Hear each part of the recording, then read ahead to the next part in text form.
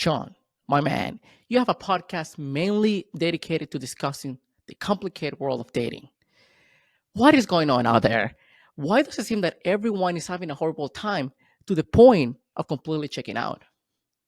Yeah, that's a really great question. I think we have reached the kind of like the, I don't know, I almost want to say the end point of dating because the apps, there are so many people that are dating on the apps. Everyone is just frustrated. There are just so many options. People feel the power of unlimited swiping, and it kind of just creates a lot of bit of confusion. Do I want this person, or is it easier to just go back onto the dating apps and find this one person that has all these values? The grass is always greener on the other side, kind of thing.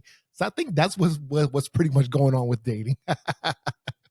Okay, so which it sort of aligns with a lot of things I've heard, but as you're somebody who I feel that you have a decent pulse or just a good pulse of what is going on out there because you're dating other people and you're trying to find love, but at the same time you're interviewing people and you're talking to people, you're interacting with people who are struggling, with finding love. And to me, it seems like okay, if you have a bunch of people, both men and women, that are seeking long-term committed relationship and they are aware of why it's so hard, how come those two big group of people that want the same thing cannot find each other? Absolutely. I feel like a lot of people have a really hard time communicating. And I think even just in my own, I guess, dating journey of the past, I feel like when I first got onto the dating apps back in like early 2019, late 2018, there were like I was almost afraid to say certain things or kind of, tell certain things about myself so early on because I was like, wow, well, I've made it to the date with this person. If I reveal that, I don't know, like, it takes a little bit for me to like, warm up to a person. Is that one detail going to turn that person off where it's like, oh, it takes a long time for him to warm up? That's probably a red flag. And so, that person like may not like that, So I just think that sometimes people have a hard time communicating certain things because they're like, okay, well, I made it to this date and I don't want to lose that person so early on. I want to let them, get to know me. And I also just think that again, there's just so many people on the dating apps. And so even just in these last like 5 years, even just since I've gotten on the dating apps, I've noticed that there are just so many people nowadays on the dating apps than even when I first started. And so we have people with just all these different types, preferences, and that's absolutely fine. But sometimes those preferences kind of closes off to like, people that could have been right for us, but because this one small thing, oh, maybe this person chews loudly or chews with their mouth open.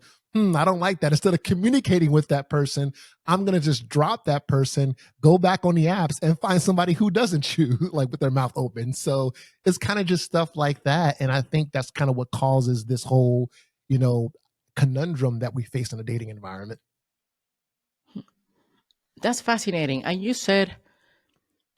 you mentioned a lot about communication, but in two different setups. One, I would assume, and correct me if I'm wrong, that if you're a guy that you probably get fewer matches and fewer, yeah, people to date with, because again, and this Tinder released a couple of years ago some data from their app in 2022, I believe, or 2023, one of those 2 years that men were swiping right 60% of the time and women only 4.5%. So obviously women get more matches than men. And if that's the case, it goes down to your point. Like it's so hard if you're a guy and you swipe right 10, 20, 30, 50 people and you only get one or two, you kind of want to hold on to that and you don't want to make any mistakes. It's almost like you're walking on eggshells and you're just like, I don't want to scare this person off. But at the same time, if I do that, I might not be my authentic self.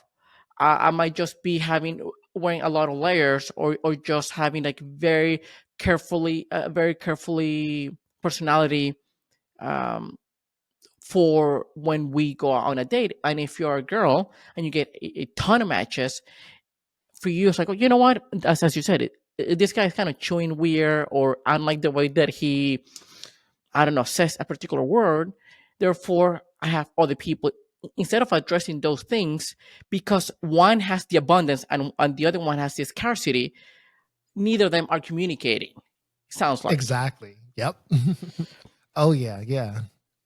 Okay, so based on that, why do you think that people are aware of this issue? Do you think that both men and women, I wouldn't say the majority, but a good portion of them are aware of what they are doing wrong? Because here's the thing: I could go out on a date and I can do something that the other girl didn't like, or the girl could do something that I didn't like, and we don't communicate what exactly was wrong. And then I assume that it was the other person and it wasn't me, and I'm making the same mistake over and over and over and again. Do you think that people are aware of the things they are doing wrong, and it's all is on them and not on the other person? Yeah, and I think sometimes people may not necessarily understand that or even see that in themselves because, yeah, maybe no one's ever called them out on that and they've just been operating in a certain way. So, yeah, maybe, for example, maybe some guy, doesn't typically hold the door open like on dates and stuff like that. And so, some women might be like, oh, yeah, that's fine. It's 2025. I don't care. And some might be like, hey, like, I mean, is chivalry dead? Like, can you at least hold the door open for me? But again, some women may not necessarily communicate. Like for the women who, get upset at men who don't open doors and stuff like that, there are some women who may not necessarily communicate that on the date. And what happens is sometimes they'll communicate with that with their friends. Oh, hey girl, how did the date go? Oh, like I don't know, like the guy was cool and okay, but he didn't open up the door. Like the audacity, instead of telling like that guy on a date, hey, hey John, it'd be nice if you would have opened up the door for me. I get it, like we all have different preferences, but this is just something like a little thing that I think is very cute. It like so it's all about how you communicate that. But again, sometimes people may not necessarily communicate that or even just know that in themselves. And John, who's just walking around, is just like, oh, I mean, I didn't know that she prefers that, but had she told me, absolutely, I would have just opened up the door and any date we go on, hey, I can do that. Same thing too with coming with as far as paying for the date. Who pays for the date? Like that's been like the age long question since the beginning of time. Is it the man or the woman? Now even maybe about 20, 30 years ago, most people would say the man pays for the date. Like absolutely. And even just in my own I like my own purview, and anybody can kind of let me know if they feel differently, but I'm at a point where it's like, okay, I feel like whoever asks whoever out first, maybe that person can pay for the date, like, but as a guy, I've paid for maybe about 95% of the dates. There have been a few dates where the other person on the other side of the table was like, oh, absolutely, I'll pay for this first. I'm like, are you sure? Because like I rarely ever get that. So whenever it does happen, I'm like, are you sure you're sure? And then like, yeah, they'll pay. But yeah, I think even just these days, I feel personally, yeah, maybe it could be the person whoever asked the other person out. So if a girl asks a guy out and she's really into him and she wants to go on this date and the guy's like, oh, yeah, sure. And then she says she wants to pay for the date. I mean, hey, by all means, go at it. I think it's just important for both parties to communicate that. And again, that kind of is what's going to lead to the next date or not. But it sounds like, and this is coming me from remembering one of your episodes that you share a story that even if they say, or even if they express their expectations or the way that they think, it's not really what they mean. And I'm going back to the story that you went out on a first date, and the girl that you were out with, she said that she, felt independent, that she could pay for her own stuff, and when the bill came, you kind of like, you said, okay, I guess we can split it since seems like that's what you value. And then she got pissed because you suggested that, and it's almost like, okay, can you just be honest? Like you can say that you don't need any man to pay anything for you, but that you would love or you would like if the first date is taken care for, kind of like that. Absolutely. Yeah, yeah. No, that is really that like that was probably one of the dates that really stood out to me the most because like yeah, like you even just how just recollected that story. That's exactly how it went. A girl had came out on a sushi date. She was like wearing like designer clothes and stuff like that, and it just the entire hour and a half or whatever talking about how she doesn't need a man to pay for anything. So me just being like, oh, I don't want to offend her. By the time the check came over, I told the waitress, I guess we'll split it. And then, yeah, my date literally changed her entire tune. Mind you, that like did all the date, like the entire date before that, we were having a really good time talking it up. We found out we had a lot of things in common.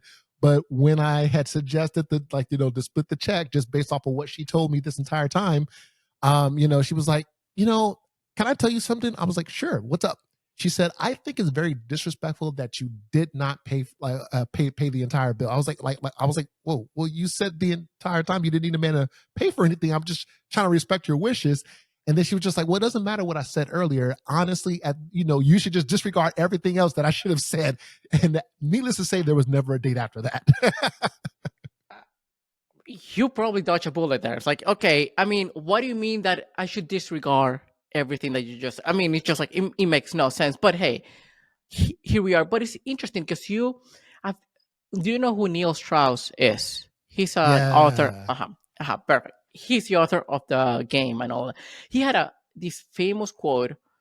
I don't know if he said it last year or 2 years ago. He said, "Unspoken expectations are premeditated resentments." So by not addressing, if as and the easy example, if a girl wasn't okay with you not opening the door, express it. And even if the girl does something that the guy is not okay with, if you really want something, or if you really want to try to give it a shot, just express it. Don't assume that those people should know by nature. It just doesn't work that way. We see the world in a different way. Everyone has a different lens, and yet you are just pretending or assuming that that person should know better. Absolutely. And I think one of the biggest reasons why we do kind of have this current messed up dating environment is because, yeah, especially I can only speak to the heterosexual, environment, but but basically what we've kind of come to is obviously, heterosexual men and women, like, they think differently, they operate differently. And, studies show that women, typically prefer an emotional connection before a physical connection, whereas sometimes there are guys who prefer a physical connection before an emotional connection. So we have these two different, like, I guess, kind of dating styles, or even kind of like emotional attachment styles, trying to somehow budge and nudge and find the middle ground. And that's kind of, what kind of creates a little bit of that friction. And of course, it doesn't help too that we have, especially like how social media is, and we see viral clips go about just different dating styles, or like whether it's a clip that men post about what it's like dating women, or about what women post about what it's like dating men. Like, we have all these different, I guess, kind of just social media things going on, and then the double standards, and of course it's just so many different things. Like, just really quickly, I want to share like a really quick story with you that happened at Podfest this year, actually. So Yeah, go for it. yeah, okay, so I forget the name of like this podcast, but they have like these live stream podcasts going on in one of the conference rooms, and our mutual friend Carla, was watching me do this interview. And so I'm like, sitting and talking with the host. I cannot remember the host name, but she's this, millionaire, like she has a business. I forget what it is, but anyway, so as I'm sitting down, there's me and another podcaster next to me, and she's asking us, hey, what's your podcast about? Stuff like that. Cool. So she asked the person next to me what her podcast is about. Cool. She asked me, hey, what's your podcast about? I'm like, oh, Situaseans Podcast, dating and relationships. And then she was like, oh, so you talk about dating and relationships. So she said to me, so I must know, are you good at sex? And I was just like, wait, what? Like, that was the first question. I'm like, who asks that? And so anyway, Damn. I just responded, like, I literally paused for literally 2 seconds, and I was just like, at the end of the day, I just make sure that the woman comes first, and that's how I prefer it. And so, and of course, finger snaps. Oh, okay, cool, whatever. But after that, like, our friend Carla pulled me aside and was just like, how dare she ask you that? Like, how did you like go through that and not get upset? I was just like, you know what?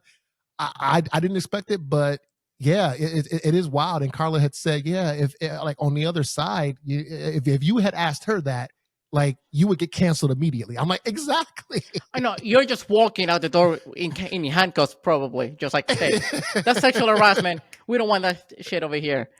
That's wild. That's wild. Yeah, That's yeah. but see here.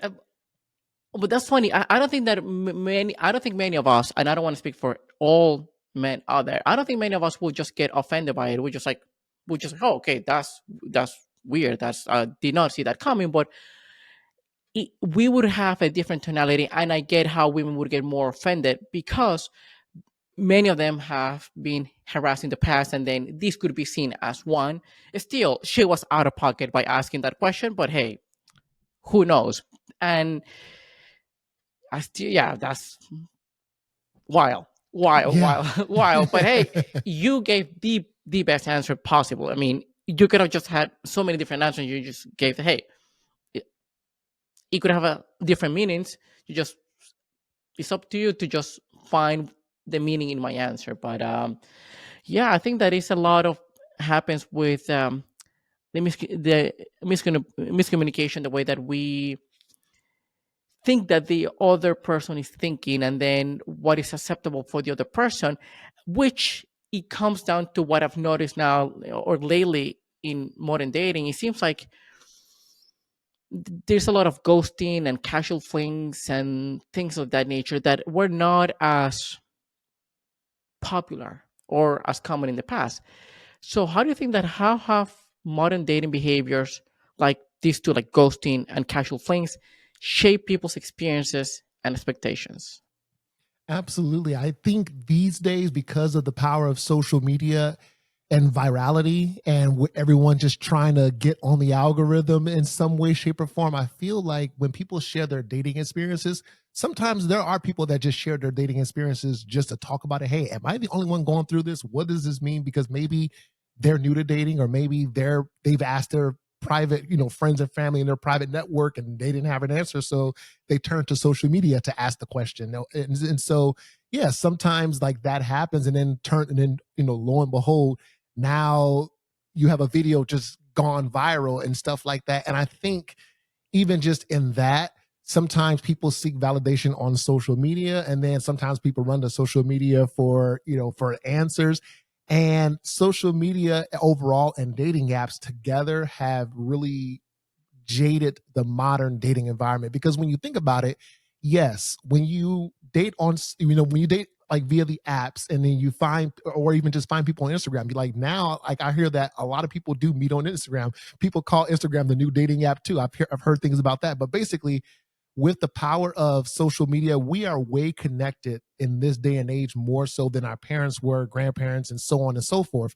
So even just in our parents' generation, they had they didn't have like the same amount of, I guess options, quote unquote, because yeah, they would date within their friend network or a coworker, or somebody like that they went to school with. And so like with that, there's not as many options. And on top of that, you know our parents couldn't just advertise on social media back then, because there was no social media, versus now.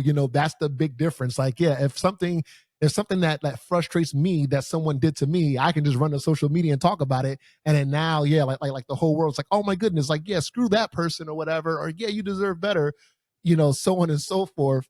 Versus like, yeah, when our parents were going through the exact same dating kind of complexities, yeah, they really would just talk about that among their networks, and then figure it out. If it is it worth it? Okay, cool. Is it not?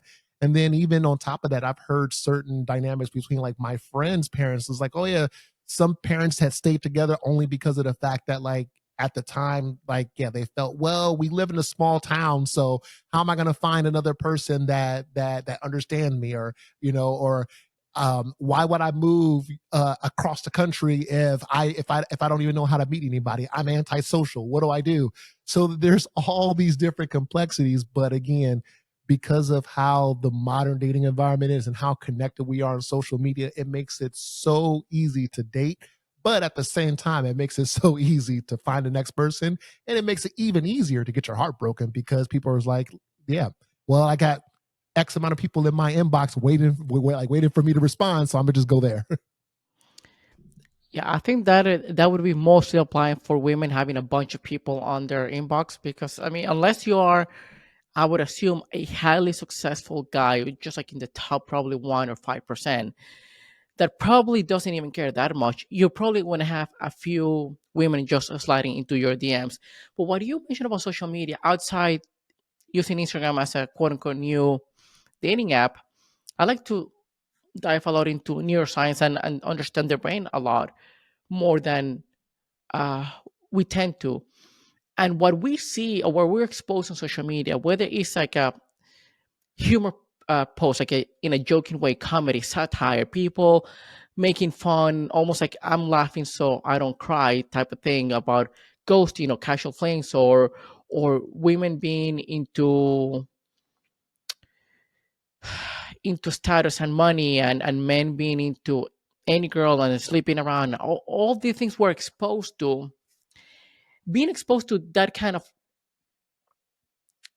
content really shapes our reality because now our brain is only focused on that. And what we're going to see out there in the world are those things that we don't want.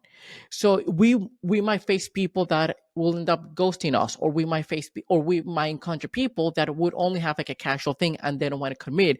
People that would see the grass always greener on the other side, and it's almost like because and it's almost like a vicious cycle.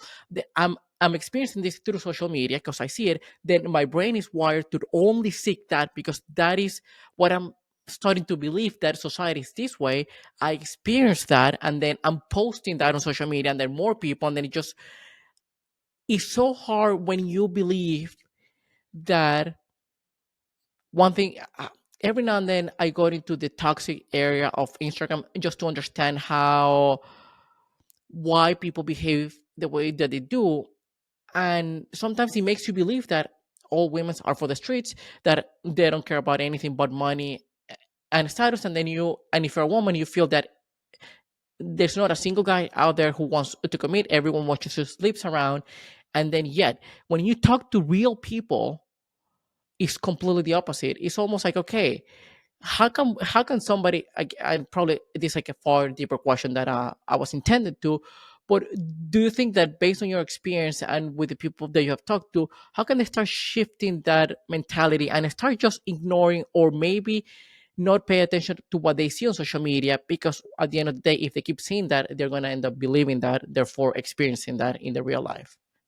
Yeah, a lot of people sometimes forget that social media does not equal reality, and we do a lot of comparisons. Well, so and so with 300,000 followers looks attractive and gets all the girls or gets all the guys, and they post this kind of stuff on their content and on their social media, and they look happy, but then they forget yeah, sure, this person may have all these followers, all this money or whatever, but they might be still lonely on the inside, or they still might be going through the exact same problems in the dating space than you or I or anybody else out there, who's trying to figure it all out.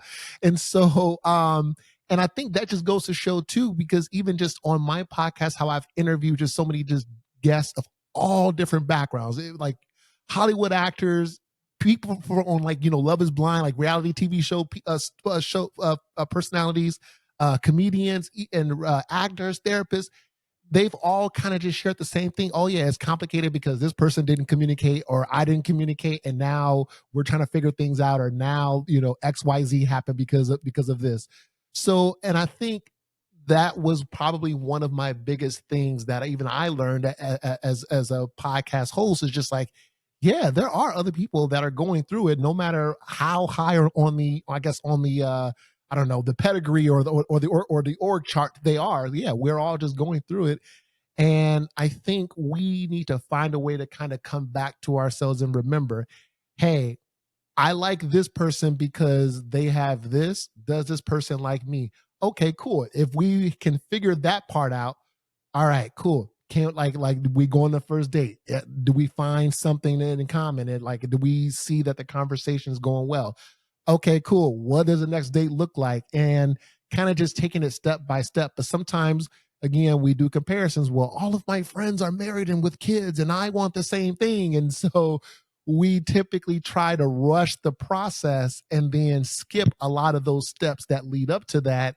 And then we wonder, wait, how do we get here? How do we end up in this? And so I think, yeah, we need to stop comparing each other, because everybody's story is going to be different. No one's going to have the exact same experience to a T, because everybody is an individual of their own experience. Like, we are all the product of our environments, like where we grew up, the people that we surrounded ourselves with, the people we date. Like, it's all different. And I think we need to just to realize that first and foremost. Yeah, I think that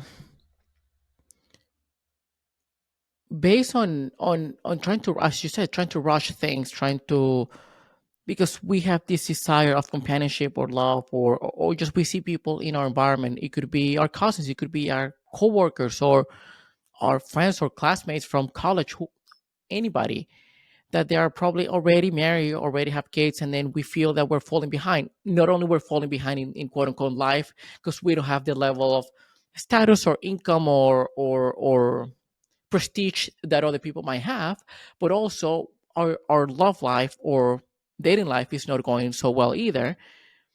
And I see a lot of people just rushing this and wanting just to have something, that they would rather be with somebody who doesn't value them than by themselves, which creates a ton of situationships, to a point that now it seems to me that situationships are lasting longer than regular relationship, which is insane. What do you think about that? Do you think is that a wrong assessment from me, a wrong perception, or have you seen that happening a lot more recently? Oh, absolutely. I think situationships are the new relationships, unfortunately, because, yeah, sometimes there are people who don't want to commit, or don't know how to commit, or can't give a certain timeline. And, and even just in my own experience, and to kind of just keep this open, and I guess not really give like an exact timeline just for the privacy of people in the past that I've dated. But there was one point in my life where it's like I was in a situationship with somebody, and the reason why that was happening was because, long story short, it was like, okay, well, we know that we want different things, but we like each other so much, but like we wanted to just see how, okay, maybe if we continue to date a little bit longer, maybe something can change. Like, maybe like this person will want the values that I want, or I would want the values that they want, and again, like, just keeping it broad and open. But that was like like a situation ship that I was in at one point in my life, and yeah, like they were a phenomenal person. I was a phenomenal person to them, just from the feedback that we had shared with each other.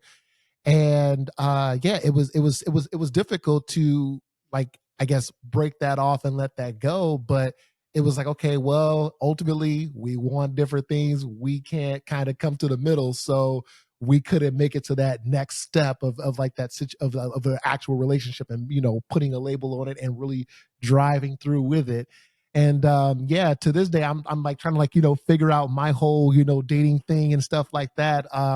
And yeah, I was once married. Actually, I was divorced and married in 2016, divorced in 2018. So I was like 26 when I got married, and 24. I'm sorry, 24 when I got married, 26 when I got divorced. And unfortunately, my like a month before the wedding, my fiance had cheated on me, and somebody who slid through her DMs on Instagram, and he kind of backed her into a corner. It was just like, if you don't keep meeting up or sending nudes or whatever, I'm going to tell your man what you're doing. So she told me this because, again, she was just blackmailed, and this is a month before the wedding. I'm just like, why did you do it? And she was just like, honestly, I don't even know. And still went through with the wedding, because I was like, well, we've been together for like 5 something years. Maybe I can learn to forgive and forget. But the first year of the marriage, I just couldn't, trust her. And then the second year, we saw a marriage counselor, and even the marriage counselor was like, hey, if Sean can't trust you, there is nothing here. So after that, after that second year, I was like, okay, I gave it all. I gave it like my best try. I just can't trust you. And asked for a divorce. And then yeah, got the divorce. And yeah, that and so that was my first time getting on a dating apps almost like a year after that. I was like, okay, never been on a dating app before. I don't know how to navigate this. We'll see what happens. But yeah, again, I think sometimes people end up in situationships because there are like one small little value or one small little thing that maybe in that dating environment, they like this person enough to keep it going. But maybe sometimes somebody might have one little thing that, like, well, this person doesn't have this one thing that I'm looking for. I'm going to kind of just keep them at bay in case me dating, these other two, three people doesn't work out. At least I can still come back to this person. So sometimes that happen as well. And, so I just know that we need to be better about communicating. And again, that's the big reason why people end up in situationships who may not necessarily want it, because sometimes there is another person on the other end of that situationship who may not want it, and the other person is okay with it and just like, hey, I'm just going to just keep going along until they tell me otherwise. So we got to communicate. Yeah, I appreciate you sharing this story. It sucks. I mean, I couldn't even imagine how shocking that was. Like a month before the wedding, hey, here's the thing, and you're like, I mean, props to you that I mean, you truly tried, because it's almost like, do I want to throw 5 years into the trash just for this one thing? And but I don't think there is a right or wrong answer. It's just like, hey, you did try it, and at the end of the day, if you cannot trust your partner, and if the partner's not willing to work out with you, just, hey, let me figure out a way that you can trust me back, then it's almost like no point. But it's tough, man. It's tough. And but going back, at least you many people that are trapped in situationships, I think that maybe not in your case, in your particular situationship, because both of you guys kind of really liked each other, and you really wanted things to work out, but at the end you wanted different things in life. But pointed out to what you said at the very end, when you have people that kind of really want to be with someone, and they don't have almost any kind of self-respect or boundaries, and they're just very desperate, and then they have the other person that is just having them at bay, say, hey, you know what, this is better than nothing. Once something better comes up, then I'll go and I'll leave this relationship. But they don't even respect this other person. And I've seen both men and women just being in that position. It's almost like, it feels to me, and again, this is just based on what I've seen, mostly on social media, but also talking to a few people, that you have a bunch of people out there dating who haven't healed, who haven't really done the work, that they just they end a relationship, whether it was like a 6 months or a 5 7 years 10 years relationship, and with instead of trying to analyze and do the really really working on themselves, because we know when somebody goes through a breakup, they mostly say, hey, I'm working on myself. But are you truly understanding what happened? Are you truly working on improving the things that you did wrong? Because at the end of the day, it takes two to tango. The other person might have done something wrong, but you as well. And just break that vicious cycle of keep attracting the same person. But in order for you to do that, you need to be very real with yourself and ask yourself the tough questions. And I don't think a lot of people are doing it. Yeah, I absolutely 1,000% agree with that. There are a lot of hurt people on the apps who just date because they think, oh well, I broke up with my ex, a month ago. I'm ready for the apps. It's like, no, you ain't. And so there's a lot of that happening. And and I'll give another example of my dating history. There was one person that I went out on a date with, I think it was maybe like 2 or 3 dates. And this was about a couple years ago at this point. But this person, what app did I meet them on? Okay, Cupid. But side note, of all the dates that I've ever gone on, I think Hinge probably had the most quality dates. Maybe other people out there may have like disagree or may think another app was working. But for me, Hinge was probably like the most quality dates. And so I took a chance on OK Cupid. I was like, like, well, we'll just see.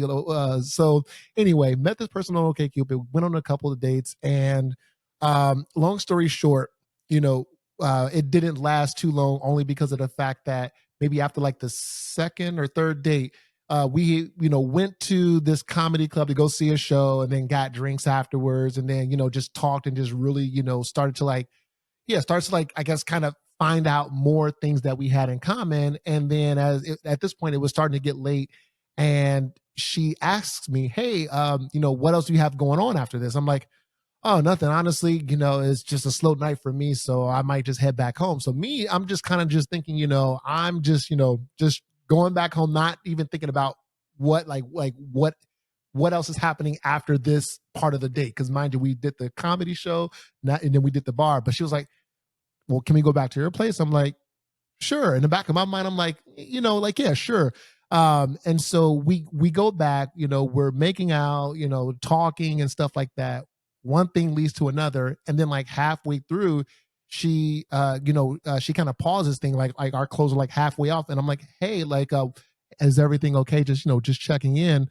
And because like I could start to tell maybe, yeah, maybe around that time where clothes were coming off, she's getting hesitant, which is absolutely fine. Like props to her for communicating that, because unfortunately, there are women out there who may not necessarily communicate that and kind of just hide in their feelings or hide those emotions. And then, the next morning, yeah, I don't know if I should have, slept with that guy, but I really liked him, but I don't know if I was ready, so, and, I just want to say to women, like, definitely speak up. If it isn't a hell yes, it's a hell no, and the same thing for guys. If it isn't a hell yes, it's a hell no. Like, so definitely communicate. But anyway, so clothes are coming off, and I could tell that there's, a shift. And so she's just like, "Yeah, I don't know. I just feel, I don't know how I feel right now. I'm just going through a lot. I just got out of a breakup, and this other guy that I was with, he really did a lot of things to me emotionally, and I just don't know if I'm over that." And so we just start to talk. Really, we put our clothes back on, and we're just having a conversation. And at one point, like, I've kind of felt that I was like her therapist. She's just spilling Nice. all these things on me, and I'm like, I don't know if she should be telling me all this, but I'm just like, I'm here to listen, like I Yeah. definitely don't want her to feel like she's alone. I'm just like, "Oh no, I'm just here to fuck." I'm like, Yeah. apologies for the language, but I'm just like, I'm not here. I'm like, Yeah. so anyway, she's telling me all of her traumas. She's telling me why she is the way she is, why she stopped things. And I was like, "Oh no, you don't have to." I'm like, if anything, never apologize for stopping things midway if you didn't feel it. I'm glad that you did that, because I would have felt bad if I've learned from you later that, your head wasn't fully in it, because people do forget that sex is a mental game. Like, it really is. Like, if you want to have the best time, you like, both people have to be there mentally. But anyway, so we had the conversation, and then maybe for like an hour after that, and by this point it's like 1 o'clock in the morning. I drop her off at her apartment, and I just tell her, "Hey, you know what? Thank you so much for communicating with me and letting me know what you're going through. I definitely understand it.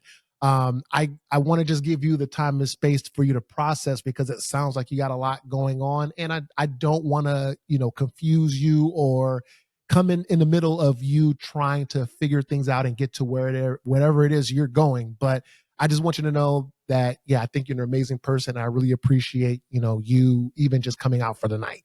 And then we just like left it at that. Like, I don't think it was like a, ghosting or anything like that. We just both kind of just mutually, I guess, indirectly, without saying it physically, we just kind of just decided, yeah, we will just end it here.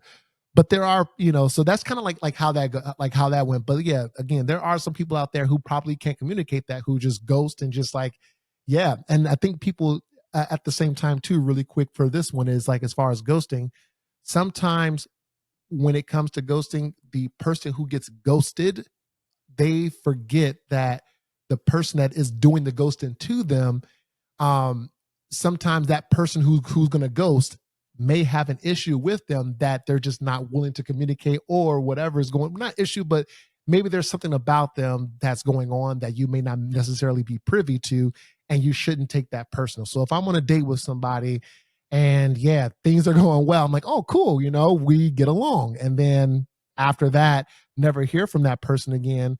I wouldn't take that personally, because like, maybe, yeah, maybe they just didn't like me. Like, that's absolutely fine. I wouldn't want to spend my time, being there if that person didn't like me. Cool. Like, it is what it is. But then there are some people that are on the apps that are truly hurt. And even just by that one date, maybe that date could have reminded them of something from the past that they're just not they're still getting through. So yeah. It's like the old saying, hurt people hurt people. And that's what a Yes. lot of happened. But you know what is sad about your story with this girl? The sad part is that for many people and for many girls, you would be seen as like, what a, wonderful, decent, amazing guy. The sad part is that that should be the standard, and it's not. I would have done the exact same thing that you did. To me, it's like I wouldn't want to. To me, I would never want to have sex with somebody who's not 100% in, who doesn't really, who feels forced. And I think a lot of women don't talk because they are afraid. And I can understand that because there are a lot of men who are just extremely horny and they just want to get laid, and they will try to convince and persuade and then trying to push. It's like, well, we're already here, and then you, which goes back to even the point that we almost were talking at the beginning, that I forgot to bring it up when we were talking about who pays first. A lot of what I've heard, a lot of women who like to pay it on the first date or pay their share is because they don't want to feel that they owe anything to the other person. That is like, oh, he pays for me, now I have to have sex with him. They don't want to feel that way, which it shouldn't be that way.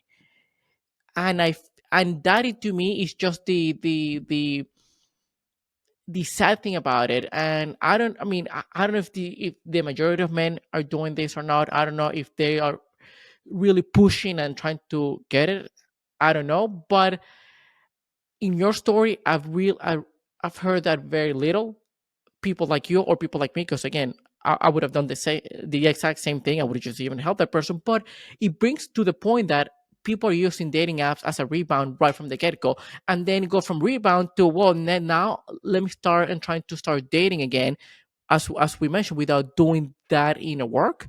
And they're almost using people as, disposable. They're just disposing people. And what I've learned from me, ghosting to me has a lot of things with avoiding any negative emotion, anxiety or regret or fear. And then, since many times we get a text message from somebody, it could be a friend, and we don't want to answer that person at the moment because we feel overwhelmed with emotion for something else. And then you know what, I'll answer him or her in 2 hours, and then 2, 3, 4, 5 days pass. You end up messaging them because they're your friends, and then they would understand. But if it's a person that barely met, you're now too embarrassed to even address that. I was like, you know what, I'm just gonna ghost it. And many people, as you said, take it personally, and I get it. But if we can get past over that, and just understand it's more about the other person than it is about you. And I don't know that many people actually get that.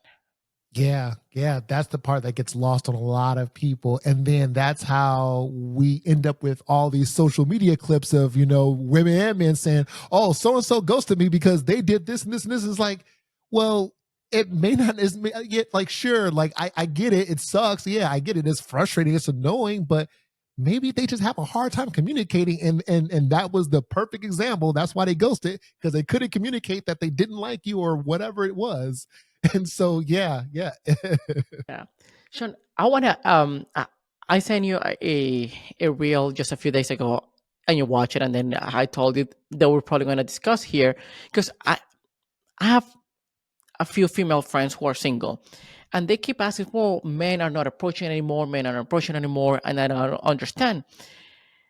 And this reel kind of explains why that happens. And I just want to get your opinion based on, because I know that you have interviewed and talked to more women than men, and I kind of want to see exactly how they feel about it, or based on the stories that they have gone through, and how that compares to this. Now, I'm probably gonna put the clip. What happened to men pursuing girls? When was the pivotal moment that a man chose to not go after a girl anymore or put in any effort? How about when a woman called a man weak for opening her car door? Or the time that men pursued women on dating apps and him saying, hey, how are you, wasn't good enough? How about the pivotal moment when a man is looking out into the open and happens to glance in a woman's direction and somehow he's undressing her with his eyes? Or how about the moment when women considered everything the bare minimum and nothing is ever good enough? Or what about the pivotal moment where men have to fix everything in a relationship to make it work and women have to simply exist? Or how about the time there was a study done that said 80% of women find men unattractive, so why would they try anymore? Or the pivotal moment where men can be accused of SA or grape at any given moment by accident just because a woman is pissed off because she was rejected? Or what about the pivotal moment that women have constantly told men that they're so undesirable that they would rather pick a bear over a human being, as if men don't have feelings? Or how about the pivotal moment that every single man that ever chased a woman was considered a simp and women simply didn't respect them or want to be with them because they're chasing and they're trying too hard? What about the pivotal moment when the nice guy gets left because he's not toxic enough? Or what about the pivotal moment where men can't even simply be respectful without it being considered creepy or too friendly? Or what about the time that women decided that not even Cheesecake Factory was good enough for a first date? That they didn't want to get to know men for who they are. They wanted to know how much money they made and their status. And I don't know about you, but that doesn't sound worth chasing. That was a lot when I saw that reel and made by a woman. Just like, okay, now this basically explains why a lot of men are not approaching. But my question to you, and I know that you have seen this reel, I wonder actually how many women behave this way. How many actually women? Because if there's a small percentage of single women, let's say 10% of single women, you have still 90% of women that are suffering the consequences of the actions of 10% of women, and then men are not approaching anybody thinking that all of them are going to behave in a similar way. What have you found out about this whole thing? Absolutely, yeah. And I definitely want to, start and preface this by just saying, of course we do hear about these unfortunate stories that do happen to women, like with toxic guys, and then of course, we hear about stories of toxic women. Just want to say, ladies, we love you. Women run the world. We love you. I just want to start by saying that. But also, yeah, I some of those examples have happened to me. So when I saw that reel, I was like, oh my goodness. Okay. I feel like someone's like speaking to my soul right now, because one time I was going on like a few dates with somebody in the distant past, and I got the text, oh, hey, I think, like you're a great guy. Honestly, you're a walking green flag, but I just don't see the chemistry here because of the fact that we've only gone on 2 or 3 dates, and I don't feel like the full spark, which is absolutely fine. But I'm just like, okay, like, yeah, that's fine, but would you rather me, I'm just like, just giving an example here, but would you rather me be a guy who's like, giving love bombing you, giving you all these false hopes and all these things so early on? Or, would you rather me kind of, communicate with you, let you know where I am, and even just kind of share in those experiences? Because we had a lot in common. We really liked each other. But yeah, she was telling me actually on maybe the date before that she has dated toxic men in the past, and she was used to that. So when I came along, she didn't know how to process that. And so these toxic men in the past, unfortunately, did love bomb her, and she was used to that, or just saying certain things to keep her around. And so when I come along and I'm giving her her space, I'm giving her her boundaries and everything like that, by the time I came around, she was just like, wait, well, I'm not feeling like the spark. Like, where's the the future planning of vacations, and like, even though we're only 2-3 dates in and stuff like that. So I just want to say, yeah, again, if there are good people that come along with it, and you're used to dating a certain type, I wouldn't necessarily say, like, break it off with that person like so soon. Maybe explore it. Different story if it was like, yeah, 1 or 2 dates and this person was just saying unhinged things, or maybe you all didn't have anything in common. That's absolutely fine. That does happen. But this person and I had so much in common, even just early on, and she had shared that, and she had said how much she liked dating me. She had said that, like just how well I communicate, and just like the walking green flag. So I'm like, well, then I wonder why. But yeah, just going back to like your question, yeah, unfortunately, there are a lot of guys out there that do kind of just feel like, well, what's the point? Because it's like, I tried, or, yeah, even like the bear versus the man story. Yeah, like yeah, it's like well, we're cooked, I guess, because it's like yeah, like the women, some like, and I get the joke behind it. It's like yeah, bear versus the man, because it's like yeah, like because I know a lot of women have explained that video. They've said, oh, at least I know the bear's intentions. So it's like okay, yeah, we get it, like, but yeah, so it's a little bit of that. And then yeah, there are women out there that think, unfortunately, there are some women out there that think, oh, because this guy loves sharing his thoughts, feelings, and emotions, therefore he's just like a simp or what have you, or the list goes on. So I do think that a lot more people do need to see that video. And honestly, if that video triggers somebody, doesn't matter if it's man or woman or whatever, if that video does trigger somebody, then that just goes to show, unfortunately, the video that person triggers, that person is part of the problem, because it's like, this is exactly why we are here. No, absolutely. And what you said about the women explaining, well, we know men's intention.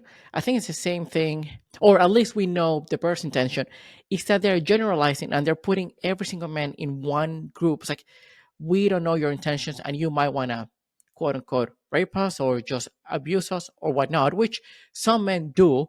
And it's the same type of perception that men have towards women by not approaching.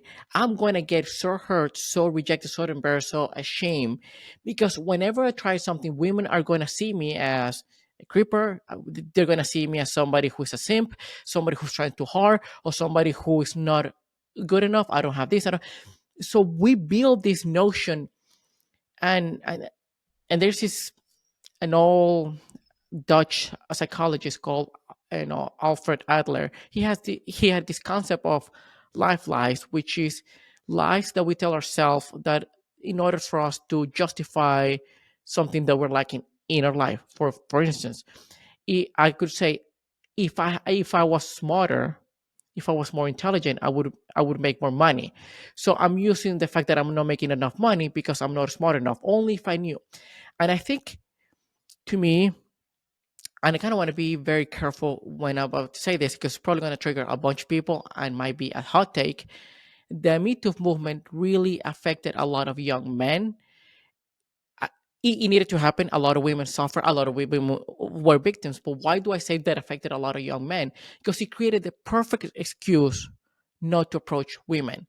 It's an excuse. It's a lie that many men would like to tell themselves, and it is justifiable enough that women understand.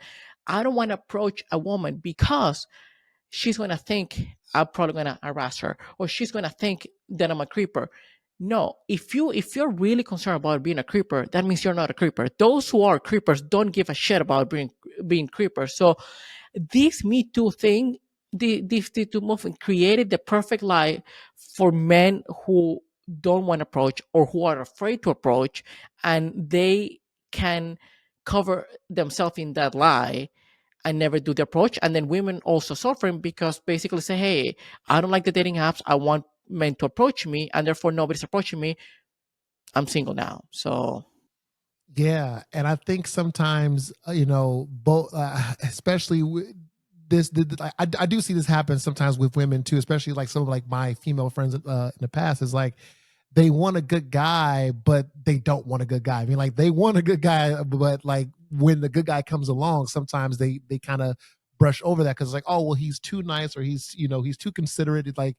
It's like, okay, like I do understand if someone is too nice or whatever, like you can communicate that, hey, I'd rather you take the lead on this, or I'd rather but instead of communicating that, they're just like, well, no. And so it's sometimes there are some women and some men who like the idea of a good person, but they don't want what comes with it, or they're not ready for what comes with it because they're so used to a certain type and dating a certain type. And unfortunately, that sometimes happens on the apps because dating apps have filters. You can filter out people based off of their religion, race, color, creed, all these different things, and even beliefs as well. So sometimes there are people out here that are just dating on filters. Oh, I only date, men that are like 6'5" or whatever, and then, or like over 6 feet or whatever. If you're under 6 feet, you're not valued as a man. And I think that's another thing too that's very triggering and just very, I guess kind of just cliche. And I just feel so bad. And like, and ironically, this triggers me because not because, because like, you know, I, I'm 6'5" or whatever, so I'm tall. So like I get it. So, but I feel so bad for my friends that are, like 6 feet or under whatever, because like they do get that judgment. I'm like, wait, she doesn't like you because you're 5'9"? Like, dude, like you have all these great, aspirations, you have all these great things about you. Well, you mean to tell me that your height was the red flag?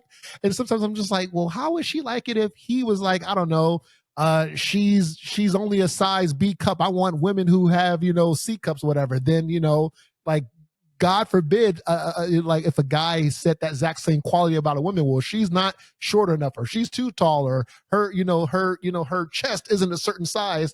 Oh, it'd be a social media like mayhem, and then like again then we kind of just go back and forth, and so I just think that we do need to kind of have more of these conversations as a whole and remind people, hey, social media doesn't equal reality. People aren't going to look the same on social media than they do in real life. You got filters, you got all these different things. Also on dating apps, dating apps is only going to show the best version of somebody. People aren't going to put their traumas, their toxicities all on the app. You're going to find that out about that person as you date them. And so, I do think that people need to remember online presence does not equal reality. Yeah, and I think with the height thing, I understand, I get it, that you want to maximize, you want to have, from an evolutionary standpoint, you want the tall, muscular, and all of that, which thousands of years ago, or even maybe a few hundred years ago, what it guarantees that a man will just hunt, will provide, will do all of these things. But nowadays it's just different.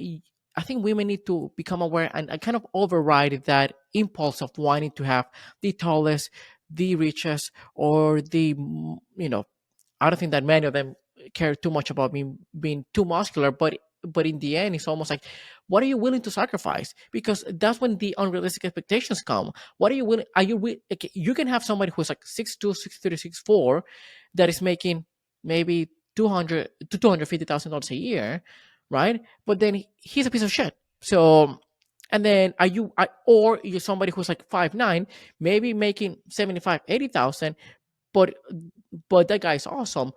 And what are you willing? I think that a lot of women and also men, in a different sense, let their ego make the choice. Like, I want people to see me with this man. I want me to see what I was able to pull, brother. I mean, at the end of the day, nobody. Okay, sure, people might think in a certain way about you, but how you're gonna be in that relationship? That's you're gonna be the one experiencing that. And I don't know if many of them are aware of this. Yeah. Yeah. I think sometimes people get far too ahead of themselves and they care more about the external validation as rather than the internal, validation. And then there's some people out there that, and I think the people that thrive on those external validations, whether it's social media, getting that dopamine of all the likes and comments or what have you, sometimes I think those are probably like the loneliest people because they focus so much on that. And I'll give you a really good example. So I know even like in my personal life, there are certain people that I have encountered who cared so much about so like social media validation. And it's like, oh, well, how come this person didn't post this person or like on their Instagram and they're dating or whatever? It's like, well, this person, like, he's treating her with the utmost respect every time they're around. They're always showing each other so much love. And like, the guy isn't stepping out on her, and like both sides can confirm that. And on top of that, it's just like this guy doesn't even use social media. He doesn't even post like like his own I don't know, just example. He doesn't even post his family, whatever. It's just a bunch of just pictures of just him across his profile. And so it's like the dude doesn't even post anything but himself because he just likes posting his adventures and travels and vacations or whatever, which is absolutely fine. Versus she uses her social media to post about her personal things and post him on her profile. So and I think, and so again, like that again, like, her network was the one that was kind of like, hey, well, how come he's not posting on social media, and kind of just creating like a frenzy. And it's just like, again, not everybody's going to use social media the same. And again, it's like, the way I use social media is going to be different from maybe the way you use social media versus the next person. And so, yeah, I just think that we need to stop thinking, oh, yeah, if it's not on Instagram, or if it's not on Facebook, whatever, it's not real, So, and even just something like that, it may, like that kind of, I guess, dynamic or whatever, is just, it has to go, because not everybody is gonna operate the same way. Not everybody's gonna love the same way. Not everybody's gonna appreciate things the same way. So it is a lot of that, and I think it's people need to realize it sooner or later, because yeah, the dating environment is not going to get any better if we keep attacking each other, or saying, oh yeah, well, the bear is better than the man. It's like, okay, well then I guess nobody dates anybody. We all just stay single forever. Bingo. Bingo. With that girl, I think it's a lot about insecurities, and I think it's the way that they. I don't know how accurate this is because I don't know her, obviously, and I don't know her story. But if I would try to put myself in her shoes, I would assume or think or imagine, if he's not putting pictures of me, I mean, this guy with this girl, then he's not telling the world that he's unavailable, because she might think that a lot of women might slide into his DMs, just like a lot of men might slide into her DMs. Like, men are the ones doing most of going into the DMs, not the other way around.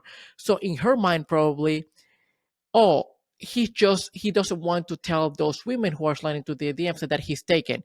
And I think that because of that's the reality she lives, and that's the reality that she has experienced, then she thinks, if he's not posting me, just because he doesn't want to commit, or he wants to explore his option, when in reality it's not the case. So totally, just we need to really get curious and understand each other's perspective, and maybe in a non-judgmental way understand why they do what they do. Having said that, Sean, it's been a wonderful time, awesome, conversation with you. But as a closing question, why do you think that we need to change as a society to improve this? Because what it seems to me is like we're going from bad to worse, and I don't see any light at the end of the tunnel, at least from my point of view.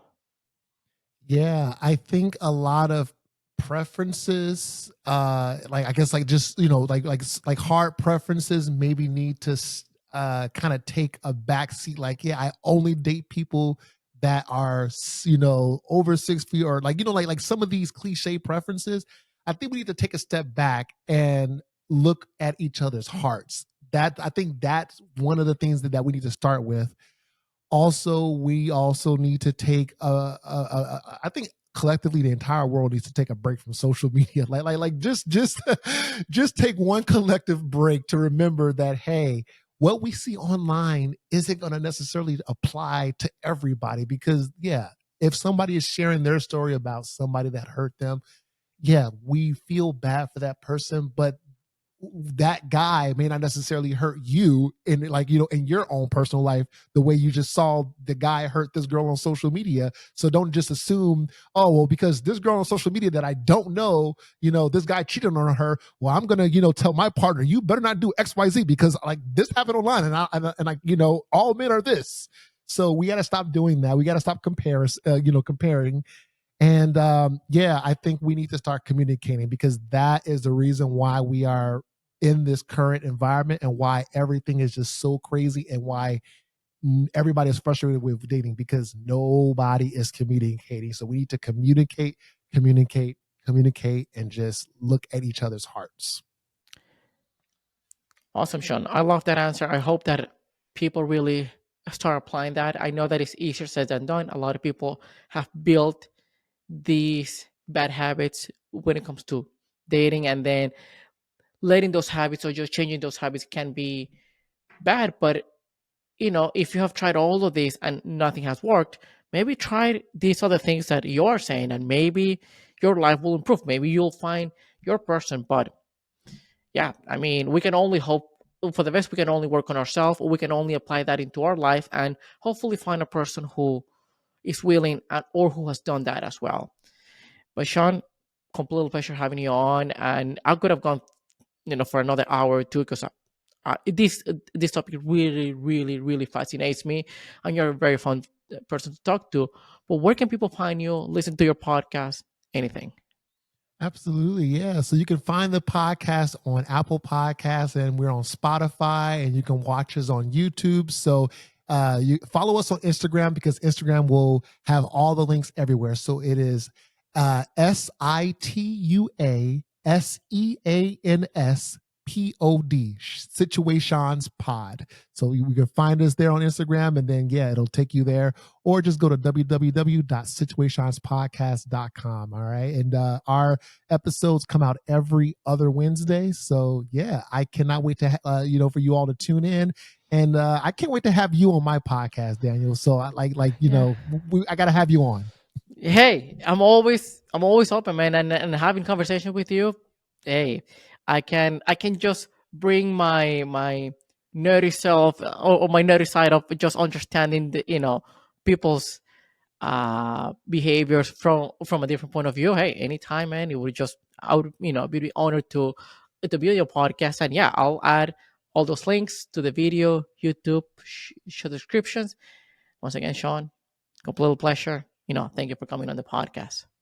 Thank you so much.